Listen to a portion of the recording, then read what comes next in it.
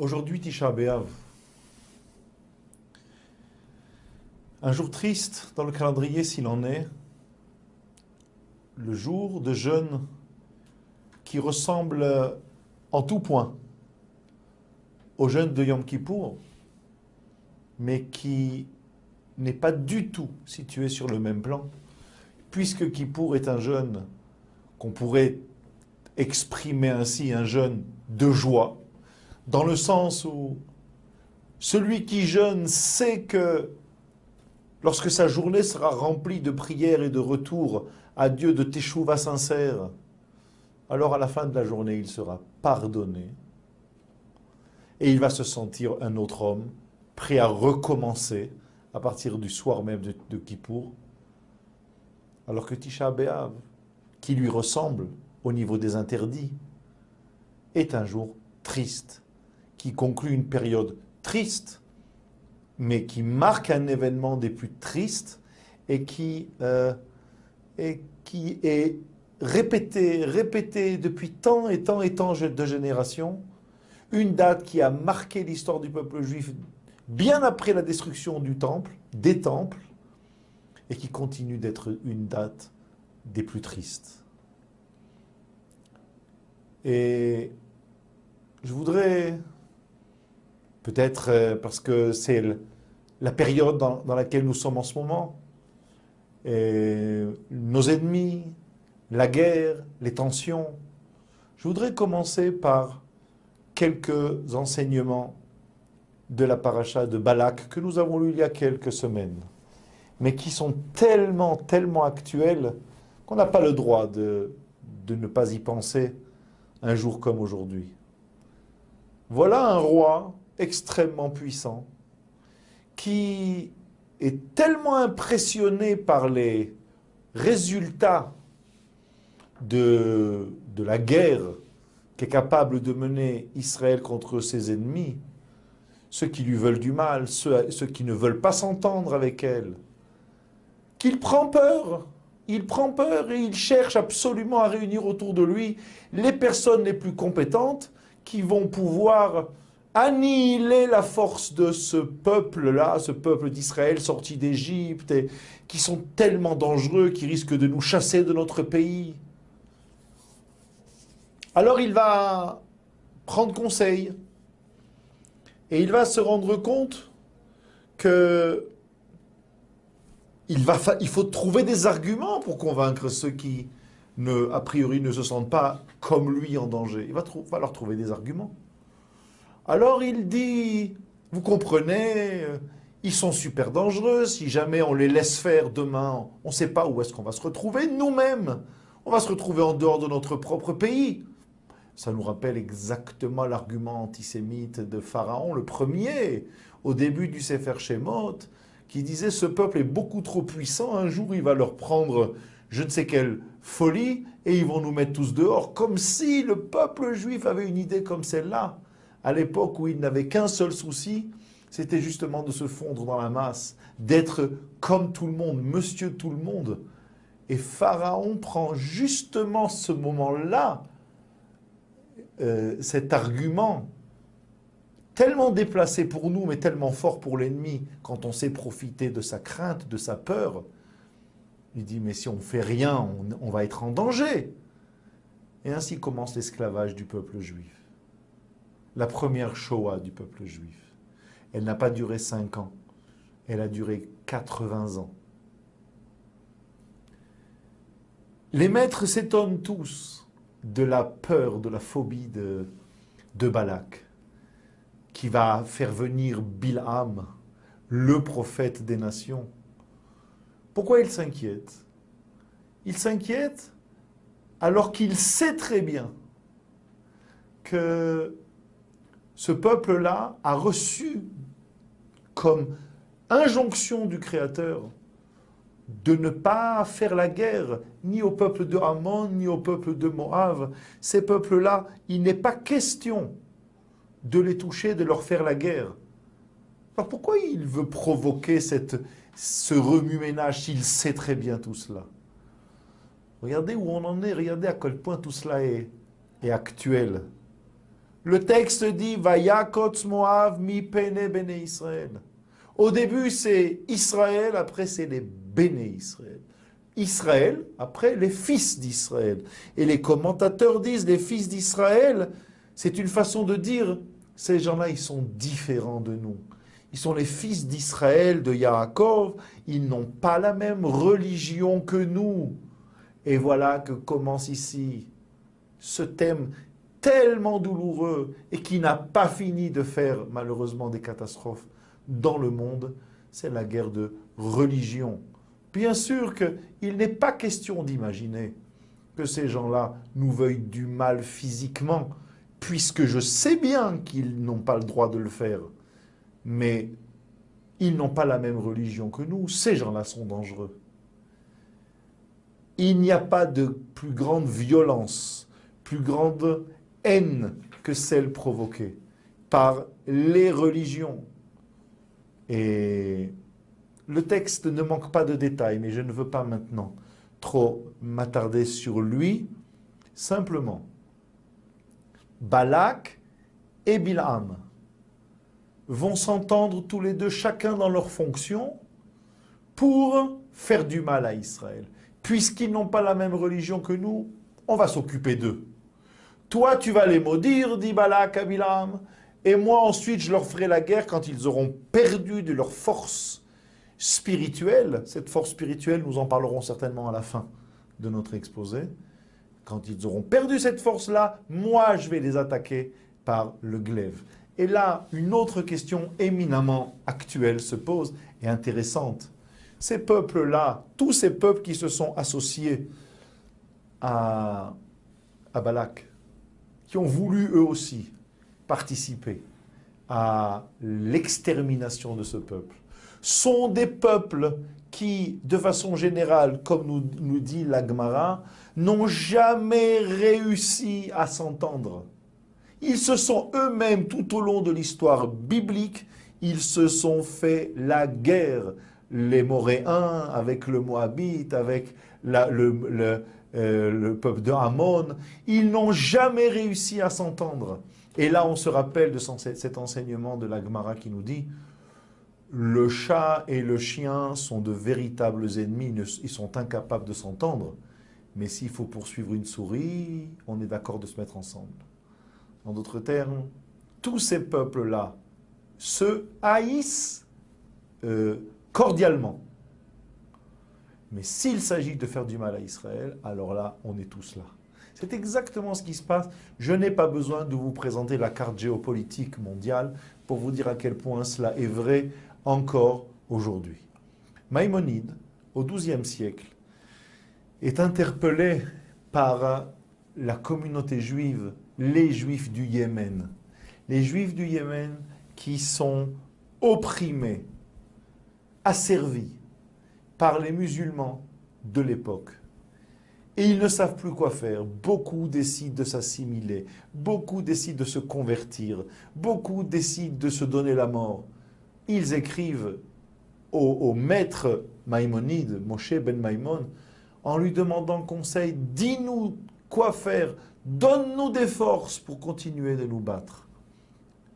Et Maïmonide leur dit, n'oubliez jamais que vous êtes le peuple du Créateur, le peuple de Dieu, et que depuis que Dieu nous a donné la Torah, ce qui fait notre grandeur, eh bien la haine de la Torah, la haine des Juifs est descendue dans le monde, et nous payons cet honneur d'être les enfants du Créateur. Et sachez que tout au long de l'histoire, jusqu'à nous et après nous, dit-il, les peuples ont eu et n'auront que deux sortes de discours vis-à-vis d'Israël.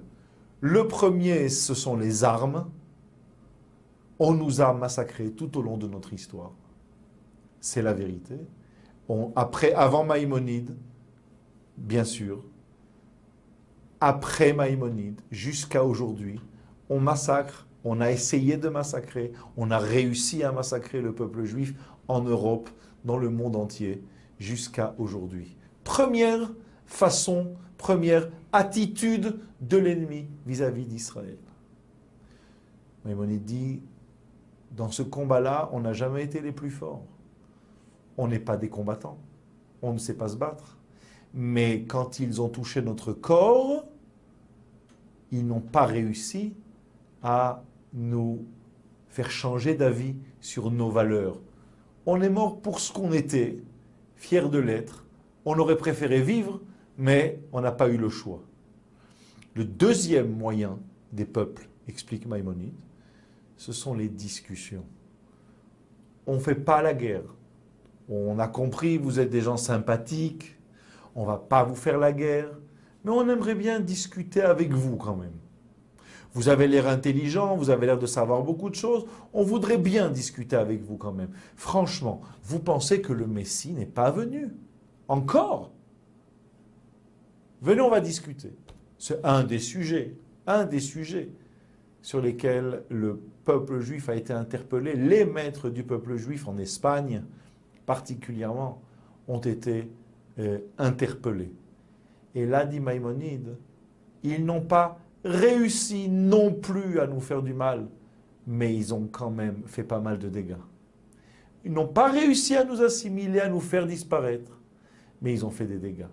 Parce que dès qu'on dit aux Juifs, on est votre ami, vous inquiétez pas, on va s'asseoir, vous allez voir, Heskemim, on va faire des accords de toutes sortes, de paix surtout.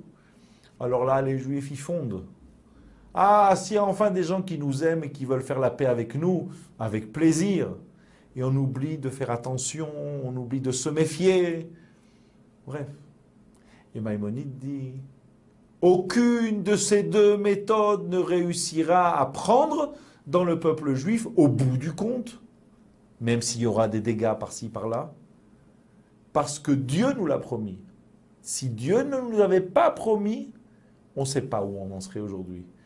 Où est-il écrit que Dieu a promis? Eh bien, c'est ce verset que nous disons le jour de Rosh Hashanah, après la sonnerie du shofar, que nous répétons le jour du Kippour aussi, où le texte dit Kol keli yutzar alaych lo itzlach vechol lashon takum itach bamishpat tarshi'i zot nachala avdei Hashem vetzitkata meiti neum Hashem.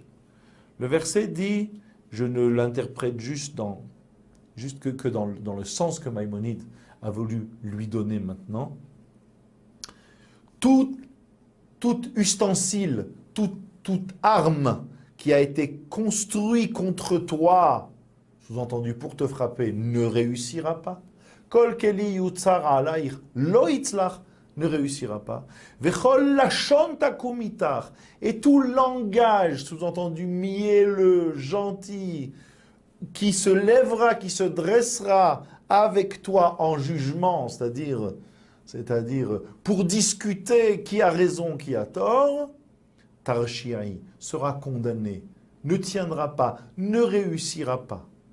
Zot nachalat avdei Hashem. C'est cela l'héritage des serviteurs du Créateur et la justice que je leur dois, dit le Créateur. Vous comprenez que Maïmonide ici a touché au point fort et faible du peuple juif et il encourage la communauté du Yémen, des Juifs du Yémen, en leur disant soyez forts car la vérité, le Hémet est vraiment de votre côté. Le mois de Av, et particulièrement Tisha B'Av, le 9 Av aujourd'hui, est une journée sur laquelle on n'a pas assez réfléchi. D'abord, on n'improvise pas la réflexion le jour de Tisha B'Av. On a commencé à la mener depuis les 3 semaines, depuis le jeûne du 17 Tammuz. Et je dirais même mieux, je dirais avec le Shulchan Aruch, avec le tour Shulchan Aruch, au Siman Aleph, le premier chapitre du Shulchan Aruch qui dit Ra'ouy lechol yere shamayim liyot meitzer vechared ala churban. Il est convenable qu'une personne qui se dit craignant Dieu souffre de la destruction du temple, c'est-à-dire, un, du fait que le temple soit détruit, deux, de la conséquence de cette destruction du temple qui est la dispersion du peuple juif au milieu des peuples non juifs. Et là, si on parle du Siman Aleph, du chapitre 1, on n'est pas en train d'étudier les halachot de Tisha B'Av. On est en train de nous dire chaque jour, un juif doit penser, doit avoir un moment où il pense à la destruction du temple. Il doit se donner les moyens d'y penser, parce que c'est comme ça que se comporte un juif Yireh Shamayim. Maintenant, en quoi cela est-il important et à quoi précisément doit-il penser? Nous allons le voir. Parlons apparemment d'autre chose pour l'instant. Nous allons parler du travail que l'on doit faire sur nous pour lutter contre notre mauvais penchant. Et nous allons voir que la guerre que nous menons, car c'est une véritable guerre, celui qui en est conscient sait combien c'est difficile. Celui qui ne se rend même pas compte et qui s'interroge en m'écoutant et en disant « De quelle guerre il parle? On n'a pas d'armes ici, qui parle de guerre ?» Alors il serait bon de bien réfléchir et de se demander si par hasard on a pris conscience qu'il y avait ici une véritable lutte. Celui qui n'est pas conscient qu'il y a une véritable lutte et qu'il n'a pas pris conscience du tout qu'il y a un combat.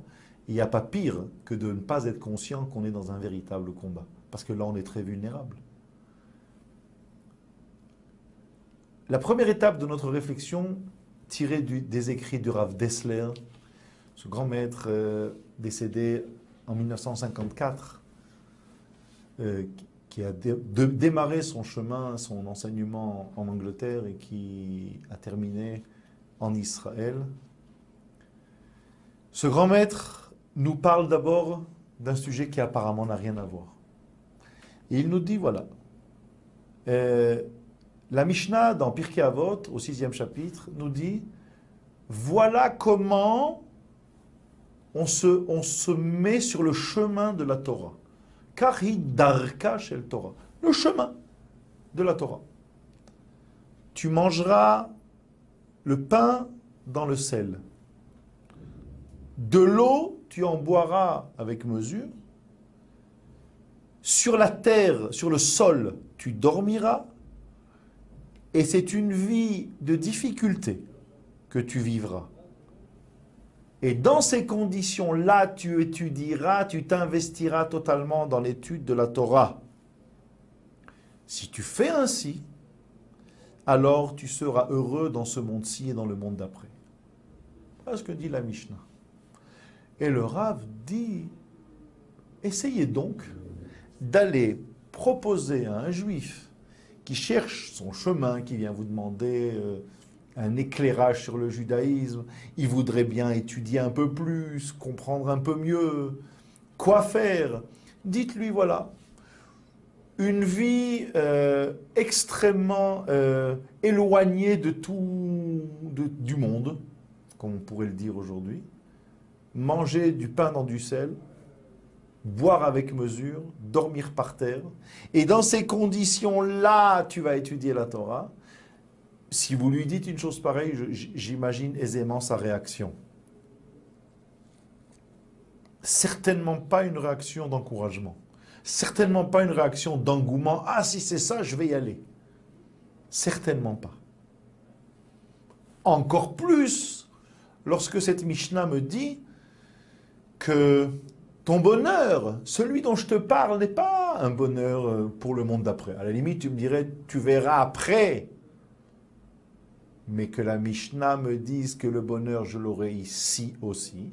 Ba'olam hazeh, dans ce monde-ci. Alors là, monsieur le rabbin, je ne comprends pas. Et le Rav Dessler dit, c'est ici un de ses maîtres, qui dit, mais c'est justement ce que la Mishnah nous dit. Vous n'avez pas trouvé bizarre que la Mishnah s'exprime ainsi. Tu vivras de cette façon-là, tu mangeras, tu boiras, tu dormiras, etc. Et si tu fais cela, alors tu seras heureux, etc. Mais la Mishnah est un livre de loi. Elle nous dit ce qu'on doit faire et pas faire. À chaque fois qu'elle nous dit l'heure du Kriyat Shema, à partir de tel moment le soir, le matin, etc., le loulav, on le prend à tel moment, le jour et pas la nuit, elle ne nous dit pas à chaque fois, et si tu fais ça? Pourquoi ici faut-il dire, après nous avoir donné des consignes, sur lesquelles on ne va pas revenir maintenant, on est d'accord, on n'est pas d'accord, mais ce n'est pas le problème. Le problème c'est, Maintenant que tu m'as expliqué cela, j'ai pas besoin que tu me dises, et si tu fais cela? Si tu le fais alors? Ben oui, puisque tu me le dis de le faire, apparemment c'est ça le chemin. Pourquoi la Mishnah insiste en disant, si tu fais cela, tu seras heureux dans ce monde-ci et dans le monde d'après?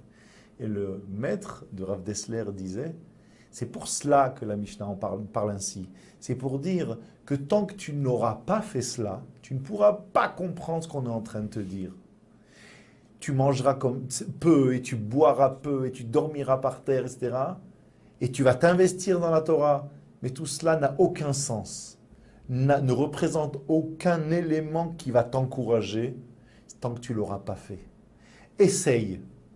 Essaye de comprendre que tu ne peux pas mener une vie dans laquelle tu t'investis énormément dans la recherche de toujours plus, de confort, de satisfaction matérielle, etc.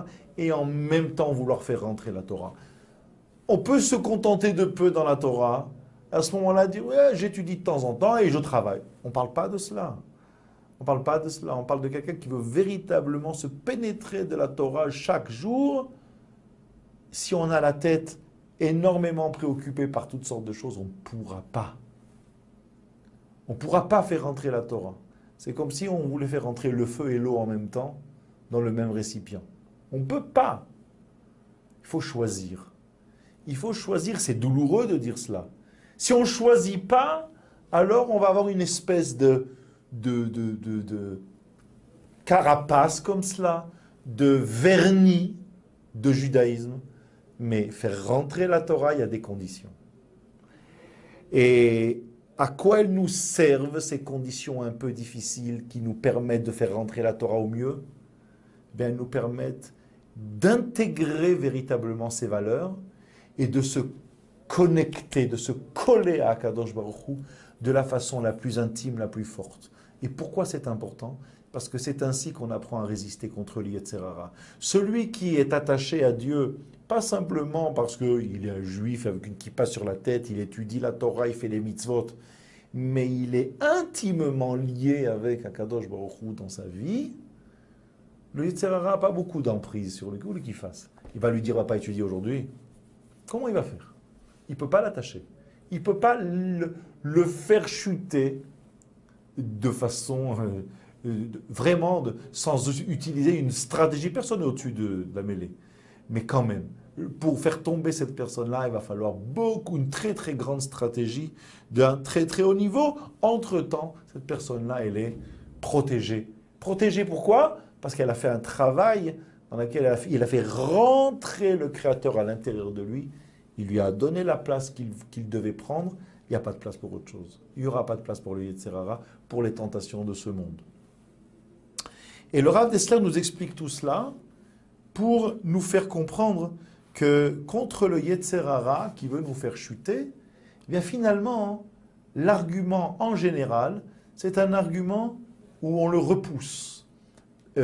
On le repousse de façon très extérieure à nous. C'est-à-dire, c'est comme si on le poussait de la main comme ça, en disant, qu'est-ce que tu fais là? Tu ne vois pas que tu me déranges. Mais le travail profond n'est pas obligatoirement nécessaire.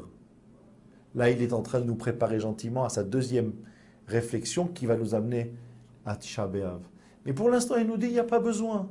Vous savez comment on appelle le Yetzer Hara dans les écrits du roi Salomon, de Shlomo HaMelech, dans les enseignements du roi Salomon? On l'appelle Melech Zaken Uksil. On l'appelle un roi vieux et bête, sot. Pourquoi Melech?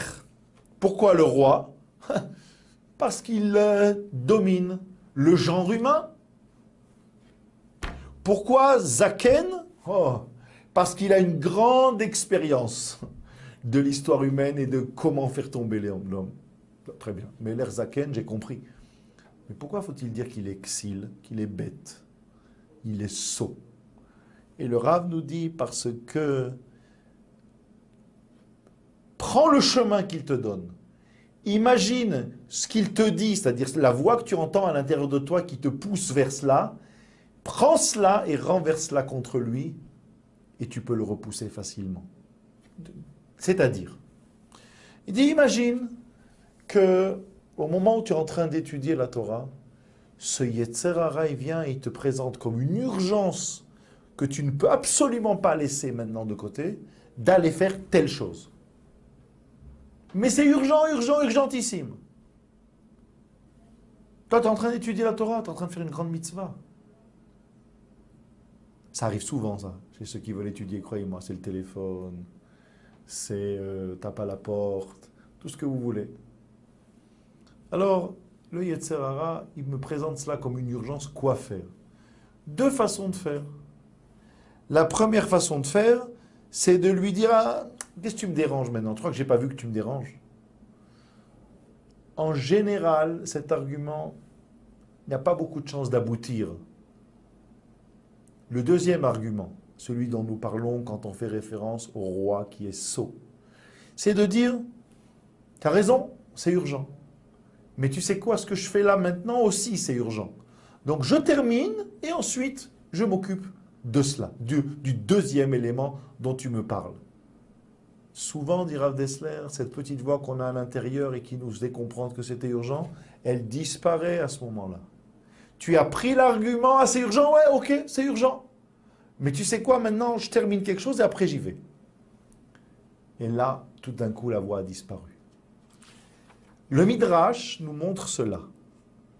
Le Midrash nous montre avec Abraham. Abraham emmène son fils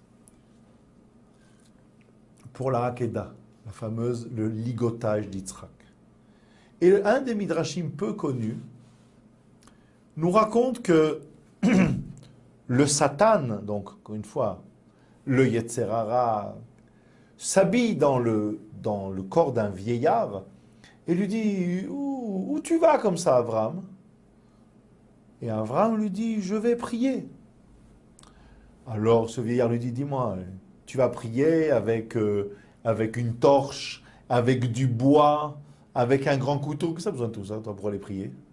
Il dit, non, tu comprends, si jamais, peut-être qu'on va rester longtemps là-bas, il faut quand même manger, il faut ce qu'il faut pour... À ce moment-là, le vieillard lui dit, dis-moi, Abraham, tu crois que j'étais pas là moi aussi quand Dieu t'a dit de sacrifier ton fils? Les maîtres s'interrogent sur ce texte et nous disent, Abraham s'est autorisé ici à mentir. Pourquoi avait-il besoin de mentir? Et la réponse est très simple, très simple.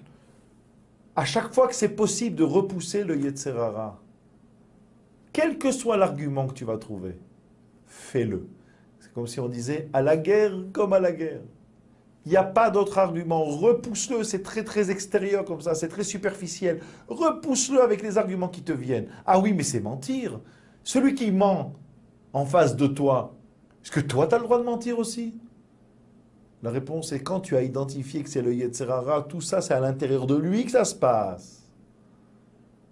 C'est le combat personnel qu'Abraham a dû mener contre lui qui nous représente à peine, on a une petite idée de ce qui a dû se passer dans la tête d'Abraham Avinu quand il emmène son fils unique pour le sacrifier. Et les maîtres disent, si la racine du mensonge est la recherche du émet, ça ne s'appelle pas un mensonge. Je répète, si Abraham a menti dans le souci de pouvoir accomplir la volonté de Dieu sans être gêné par les arguments du Yetzer Hara, ça s'appelle le émet, ça s'appelle pas mentir, au contraire. C'est cela qu'il faut faire et pas autrement. Ici, et je conclus cette première partie pour arriver maintenant à notre sujet, ici, le Rav Dessler nous dit, tu vois, globalement, en général, on peut s'en sortir assez bien avec le Yetzer Hara quand on a réussi par l'étude de la Torah, on a réussi à l'identifier. Alors, cette voix intérieure, on ne lui donne pas la parole de trop et on va pouvoir la faire taire en lui donnant des arguments par lesquels on la repousse comme ça, ou on le repousse. Mais ça ne marche pas toujours. Ça ne marche pas toujours, cela dépend de quoi on parle et maintenant on arrive à notre sujet. Il est impossible, dans certains cas, dit Rav Dessler, de se contenter d'une réaction, d'une réflexion ou de propos très, très superficiels. Ça ne marche pas toujours. Parfois, l'argument ne peut venir qu'après un travail extrêmement profond, pnimiyut, au plus profond de soi. Quand ce travail a pu être fait, on s'est concentré sur ce qu'on appelle le point, la nekudat haemet, le véritable point de vérité sur lequel on veut s'accrocher. Alors souvent, on se rend compte que là, il y a un véritable travail beaucoup plus difficile à faire. Et de quoi parlons-nous? Eh bien, voilà. Le texte nous dit, Rashi le reprend dans la paracha de Shelach Lecha, Dieu dit, après la catastrophe provoquée par les 10 explorateurs sur 12, le peuple s'est mis à pleurer, a refusé de rentrer en Eretz Israël, et Dieu dit, Atem bechitem bechiya shel chinam.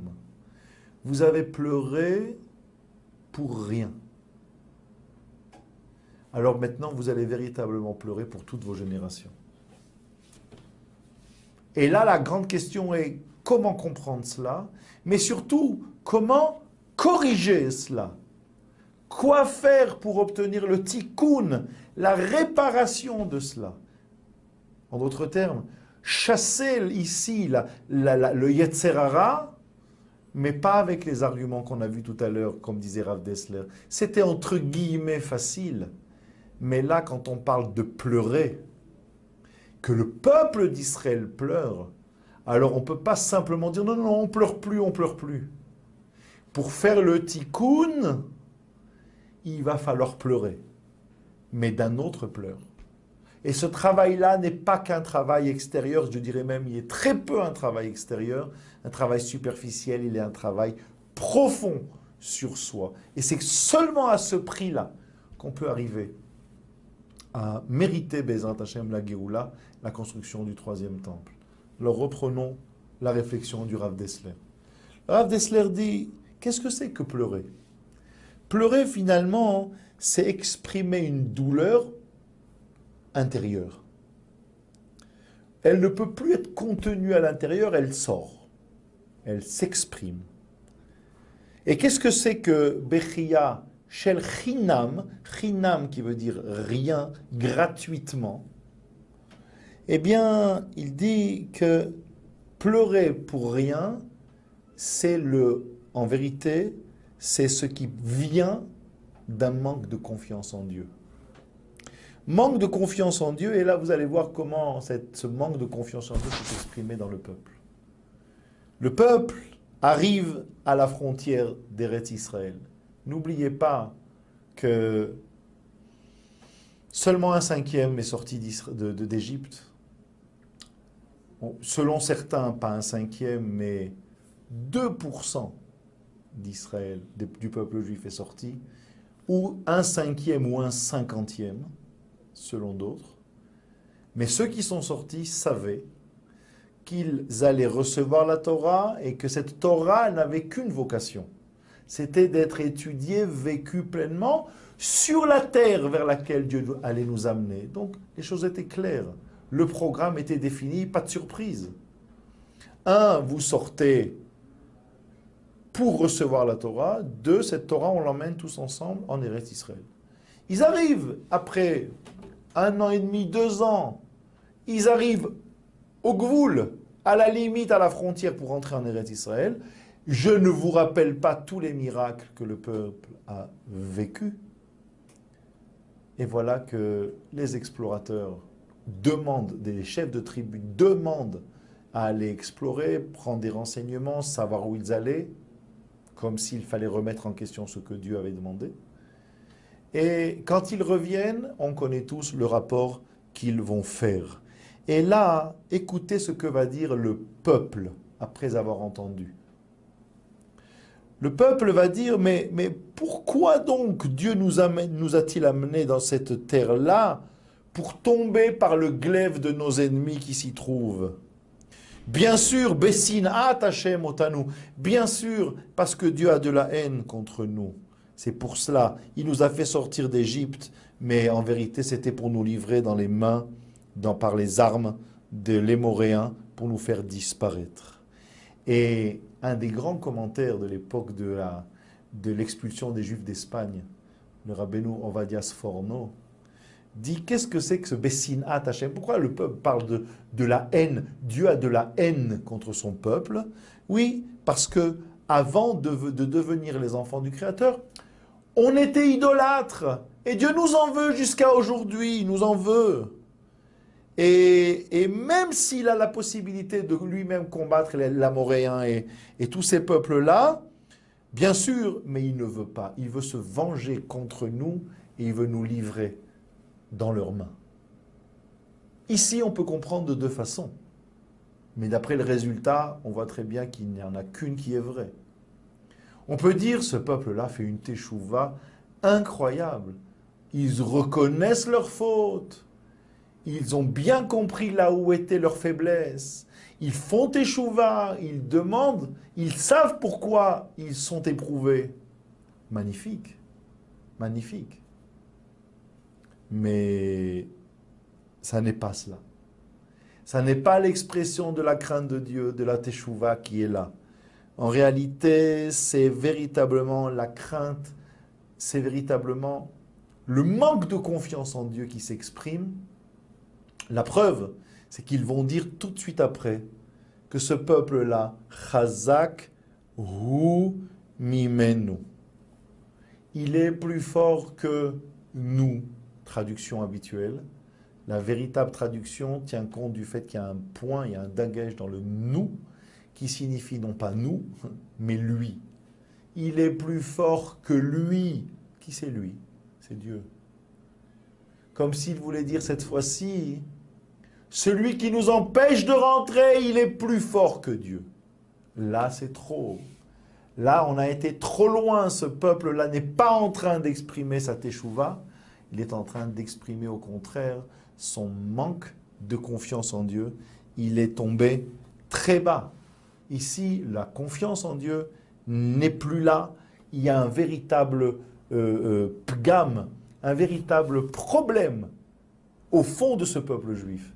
À l'intérieur de l'identité de ce peuple-là, son lien avec Dieu est entaché. Et comment corriger cela?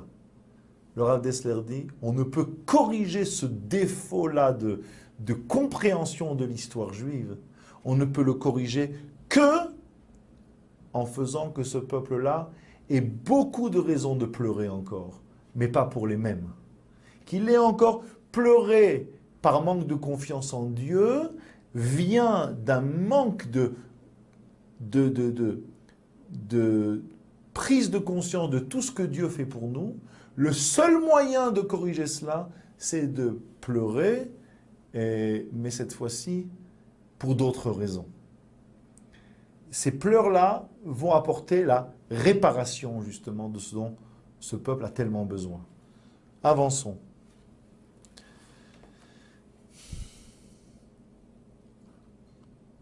Le Rav Dessler dit, Hakarat Hashem, bifnim halev, hi ashraat ashkina be'Israël.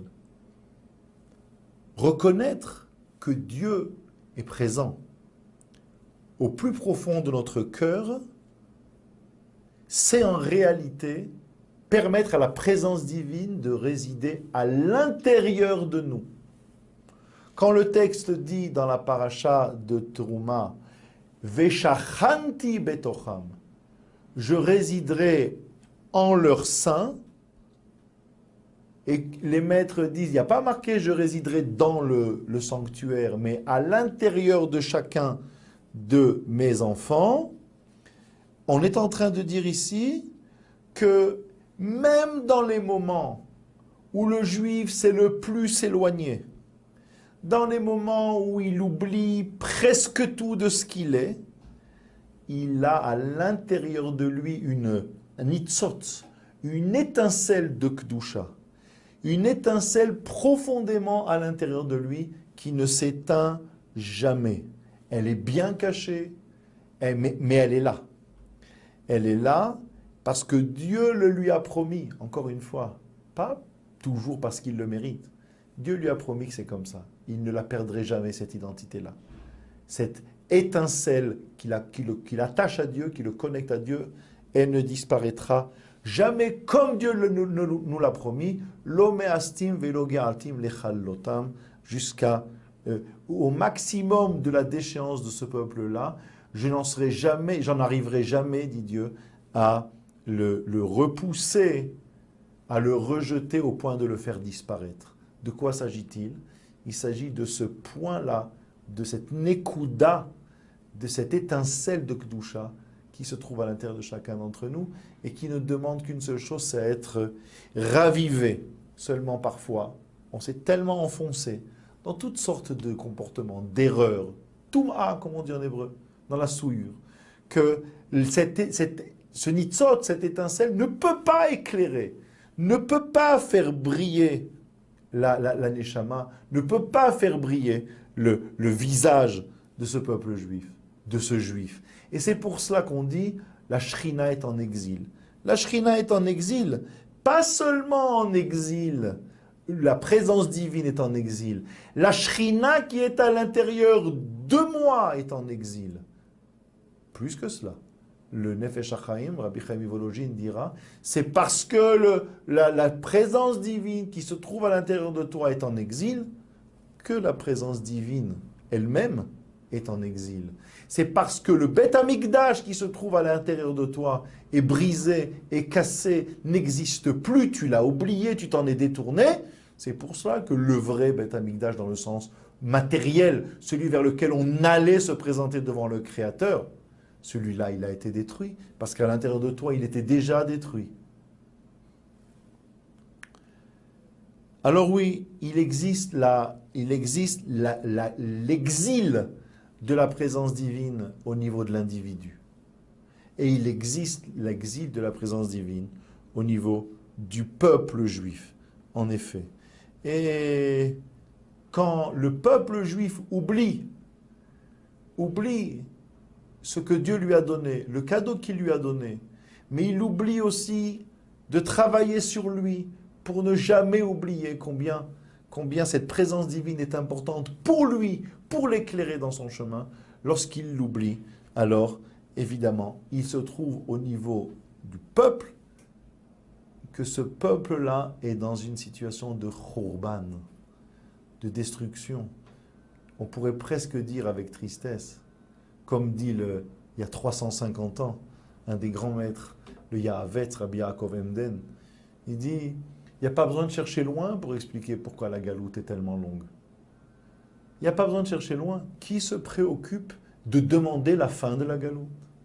Qui est-ce qui, dans cette période de vacances, le soleil, la mer, c'est sympa, il fait beau, c'est agréable, les amis, on sort. Il nous manque quelque chose? Il y a quelqu'un qui peut dire il lui manque quelque chose? Il ne manque rien, tout est bien, la vie est belle. C'est là que le Rav dit, mais avec des réflexions comme celle-là, et on parle d'il y a 350 ans, mais avec des réflexions comme celle-là, mais on ne l'aura jamais, la fin de cet exil, on ne l'aura jamais. Pourquoi on ne l'aura jamais? Mais parce qu'on ne la demande pas. Qui dit we want Mashiach now? Qui dit Boré Olam, on veut le Beth Amikdash? Ça va même plus loin que ça, le Rav dit. Qui est-ce qui, le jour de Tisha B'Av, le jour même, a des larmes qui lui viennent? Qui prend conscience combien ce jour-là est un jour triste? Ce jour sur lequel il faut apporter un tikkun, une véritable réparation. Qui est-ce qui verse une larme ce jour-là? Demande le Rav. Si on n'est pas capable de verser une larme ce jour-là, priez parce qu'on demande à Dieu la fin de l'exil de la Shrina. Terminé, mais pourquoi on le demande? Mais parce que nous, on a fait un travail sur nous-mêmes pour reconstruire véritablement cette identité-là. Si nous, on a fait ce travail, on peut se tourner vers Dieu et dire, Boré Olam, on a fait notre travail à l'intérieur, maintenant on veut, toi, que tu nous aides à faire la suite, à compléter notre travail. celui qui n'a pas fait ce travail à l'intérieur, réfléchi, compris ce qu'il a perdu, d'où vient cette peine-là, d'où vient cet exil de la Shrina, tout ça, s'il n'a pas réfléchi à cela, le jour de Tisha B'Av, c'est un jour douloureux, pas pour les bonnes raisons. Douloureux, on ne mange pas. Comment voulez-vous qu'on aille à la plage? Et il fait chaud, on ne peut pas boire. C'est pas possible. Comment ce jour-là? Et oui, peut-être que ce jour-là, ce n'est pas exactement le jour adapté pour aller au soleil, s'exposer, alors que notre place est plutôt dans le Beth Knesset, assis par terre. Voilà ce qui nous reste lorsqu'on n'a pas fait ce travail-là. Vous avez bien compris, l'idée ici est douloureuse. Le Rav Dessler dit, celui qui ne ressent pas cette souffrance-là, qui n'en est pas attristé, alors ça veut dire que chez lui déjà le khurban, il est consommé. La destruction, elle est là. À l'intérieur de lui, où est son identité? Où elle est? Tu n'as pas compris combien il y avait une kdusha incroyable tout au long de l'année, par le fait même que la présence divine résidait dans cet endroit-là qui s'appelle le Beth Amikdash. Alors il faut tout refaire, il faut travailler, il faut recommencer. Il faut recommencer. Et là, c'est ce que nous dit le verset, la Gemara de Ta'anit, à la page 30, nous dit que celui qui s'endeuille pour Jérusalem a le mérite de voir la joie de Jérusalem. Et non pas, comme on traduit souvent, aura la joie de. Non, celui qui s'endeuille, celui qui est triste pour Jérusalem, alors a le mérite de voir la joie de Jérusalem. C'est-à-dire, comme dit le Rav Dessler, il voit maintenant, au plus profond de lui-même, qu'il est en train de corriger quelque chose. Parce que si je suis triste ce jour-là, si je suis mal, si je pleure ce jour-là, si je n'ai pas envie de lâcher mon livre parce que les textes sont terribles, les keynotes, les élégies qu'on lit ce jour-là, qui nous rappellent les souffrances de notre peuple. Il n'y a pas beaucoup d'occasions dans l'année, il ne faut pas, vous inquiétez pas, on n'arrivera pas à pleurer, à être traumatisé la nuit, etc. Rassurez-vous. C'est un jour dans l'année où on se concentre sur cela parce que tout au long de l'année, on a des occasions d'y penser. Depuis les 3 semaines, on y pense. Mais le jour de Tisha B'Av, les textes sont là, ils nous rappellent notre histoire. Notre histoire heureuse, mais notre histoire triste, c'est ce jour-là qu'on y pense. Mais par le fait même que j'en arrive à être attristé profondément moi-même ce jour-là, c'est la preuve que je suis déjà en train de corriger quelque chose. Je ressens enfin quelque chose. Ça y est, il y a quelque chose qui vibre à l'intérieur de moi, enfin. C'est cela le sens de pleurer pour les générations, comme disait le Midrash. Vous avez pleuré pour rien, maintenant vous allez avoir de bonnes raisons pour pleurer. Oui, on pleure ce jour-là, c'est-à-dire d'un côté, tu pourrais croire que c'est une sanction. Ah, vous avez pleuré, alors maintenant vous allez vraiment pleurer pour de bonnes raisons. Mais en vérité, il y a ici au-delà de la sanction, on n'est pas obligé de comprendre ainsi, il y a d'abord le tikkun, le seul moyen de corriger le fait qu'on a pleuré par manque de confiance. Le seul moyen, c'est de pleurer aussi. De pleurer, pourquoi? Parce que j'ai réalisé combien toute cette histoire-là, combien tout ce qui nous est arrivé, tout ce qui m'arrive en tant qu'individu et au niveau du peuple, vient du fait qu'on ne ressent plus tout proche de nous la présence divine. Et lorsque je pleure, ça veut dire que tout d'un coup, il y a quelque chose qui s'est rallumé en moi. Et si quelque chose s'est rallumé en moi, alors je suis sur le bon chemin. Je suis en train de, par le fait même de pleurer, je suis en train de réaliser le véritable tikkun. Alors vous comprenez maintenant pourquoi le Rav Dessler disait, on n'est pas en train de parler d'une tentation X ou Y de Yetzer Hara qu'on peut repousser comme ça de la main, ce dont on parlait tout à l'heure. Évidemment, il faut savoir le faire. Évidemment, il faut savoir le repérer, ce Yetzer Hara. Mais là, on parle de quelque chose de beaucoup plus profond. On parle d'un travail sur soi qui ne peut pas passer justement par la notion de orma, de mensonge, de quelqu'un qui va être fourbe avec le Yetzer Hara. Il ne s'agit pas de ça du tout. Il s'agit ici de quelque chose de profond dont on parle, et le seul moyen de pleurer, de corriger ces pleurs qui n'étaient que des pleurs de manque de confiance, eh bien, c'est de pleurer. ce que le Rav appelle Bechia Shel Emet. Des pleurs de Emet. C'est-à-dire, toutes les portes du ciel sont fermées depuis la destruction de ce temple-là. Il n'y a qu'une seule porte qui est restée ouverte. Et tout le monde le sait, dans certains moments c'est important de le savoir, pas que à Tisha B'Av. C'est la porte des larmes. Les portes des larmes. Les portes des larmes n'ont pas été scellées, n'ont pas été refermées, c'est-à-dire qu'à l'intérieur, comme si moi-même j'étais, dit le Rav Dessler, finalement composé de toutes sortes de portes. Et ces portes-là, malheureusement, il y en a beaucoup que j'ai fermées par moi-même sans me rendre compte, par désintérêt, par manque de travail sur moi-même, par manque d'études de la Torah. Mais il y en a une porte. Cette porte-là, c'est la porte des larmes. Cette porte-là, c'est la porte du cœur.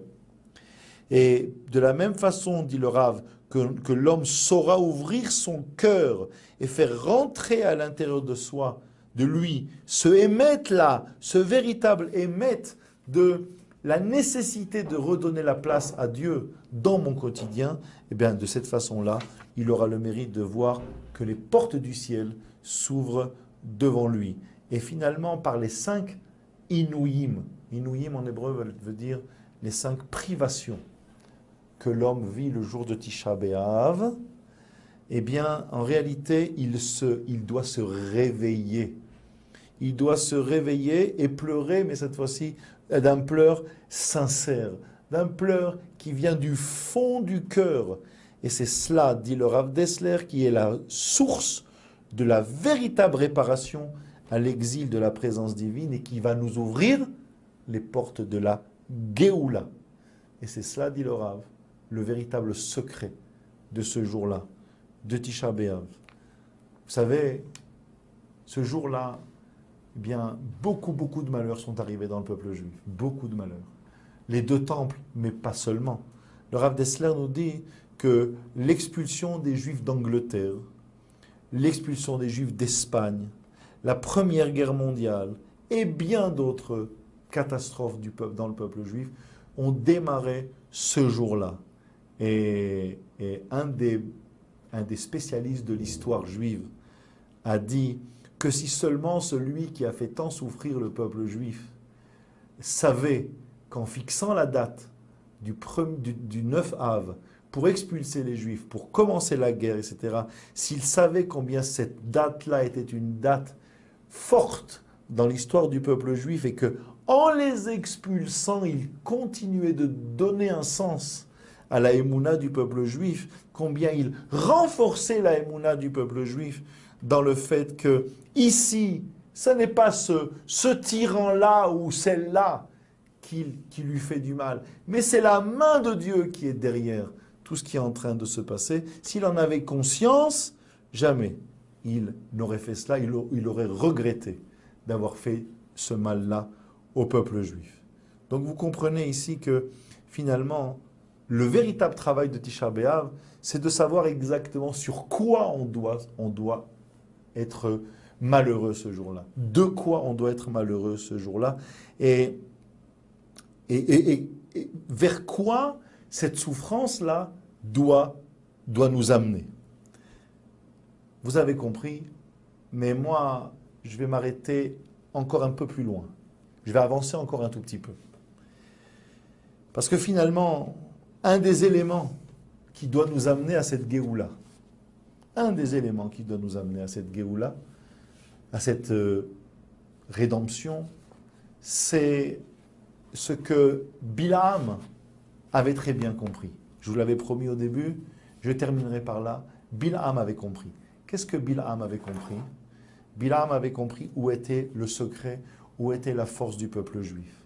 Cette force-là, c'est parce qu'on l'a perdue, qu'on a été dans les épreuves et qu'on est jusqu'à aujourd'hui. Mais il suffit qu'on les retrouve, qu'on la retrouve, cette force-là, pour que tout se déroule dans l'autre sens, dans le sens de ce qui est bien pour le peuple juif. Bilham, la Gemara nous dit que des bénédictions de Bilham, on peut réaliser ce qu'il avait l'intention de dire pour nous maudire. C'est-à-dire Bilam dit que, il dit, ce peuple-là, Lohibit Aven be Yaakov, Lora Amal be Israël, Hashem Elokav Imo, il n'a pas vu de défaut dans ce peuple-là, c'est un peuple extraordinaire, Dieu est avec lui.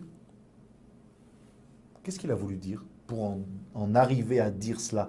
Cela, en d'autres termes, cette bénédiction-là, il faut la prendre à l'envers. Qu'est-ce qu'il y avait qu'est-ce qui peut être dit à l'inverse de cela qui peut représenter une klala, une malédiction? Eh bien, le Admour de Slonim dit dans son Sefer Netivot Shalom, il dit, oui, Ratza le'azkir chataim shel Israël lifnei Hashem. Le seul moyen que Bilam a trouvé pour pouvoir frapper le peuple juif, c'est de déconnecter le peuple juif de son Créateur. Il n'y a pas d'autre moyen. Tant que ce peuple est attaché à Dieu, il ne peut rien lui arriver. Alors Bilam va chercher le moyen de le déconnecter de son Créateur. Comment? En rappelant les fautes graves de ce peuple-là.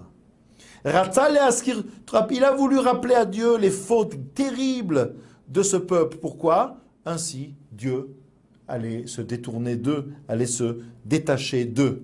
Seulement, de sa bouche n'est sorti que la bracha. Mais la bracha qui signifie quoi? Qui signifie que Dieu est toujours avec ses enfants, qui ne se déconnecte jamais de ses enfants qui reviennent vers lui. Jamais! Il va dire Matovo alecha Yaakov, Mishkenotecha Israël, comme elles sont belles tes tentes Yaakov, etc. Mais qu'est-ce qu'il a voulu dire quand il parle de ces tentes-là qui sont construites d'une façon extraordinaire où on protège l'intimité de la famille, etc. Mais qu'est-ce qu'il a voulu dire? En quoi a-t-il voulu maudire Israël? Il a voulu rappeler la faute du veau d'or, cette faute-là, qui est une faute appelée dans la Torah elle-même très très grave faute, Chata'a Gedola. Il a voulu rappeler cela. Et à la place de cela, il a parlé du Beth Knesset, de la synagogue, il a parlé de la maison d'études. Oui, là où le peuple trouve sa force, c'est dans la prière et dans la Torah. Quand ce peuple-là prie ensemble, qu'il étudie ensemble, sans faire attention à la couleur de la kippa de l'un et de l'autre, alors ce peuple-là a toute sa force, personne ne peut lui vouloir du mal. C'est exactement l'enseignement que nous devons comprendre tous ensemble sur Tisha B'Av. C'est que par nos fautes, on s'est détourné, on a oublié où était Dieu, on a oublié qu'il était à l'intérieur de nous, on l'a chassé. On a détruit cette présence divine qui avait à l'intérieur de nous. On doit la reconstruire. Mais cette présence divine, on la retrouve aussi en faisant la place à l'autre. Quand on est capable de faire la place à l'autre, alors à l'autre juif comme moi. Il est juif comme moi, il n'est pas exactement comme moi peut-être, mais il est juif comme moi. En lui faisant la place nécessaire, alors on fait le véritable tikkun de cette destruction-là de Tisha B'Av. Que Dieu fasse que ces pleurs du jour de Tisha B'Av soient transformés en pleurs de joie pour tout le peuple juif qui verra la construction du troisième Beth Amikdash. Amen.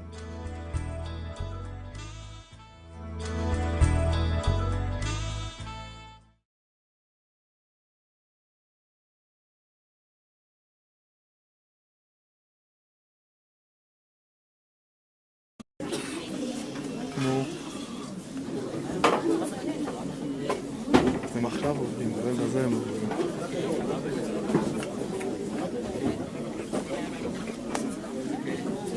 לא ציפתי, דבר שאני לא ציפתי.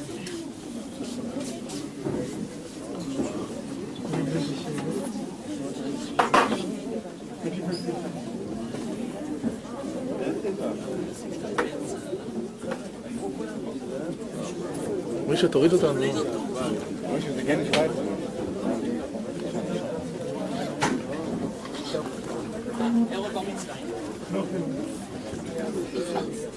אמן.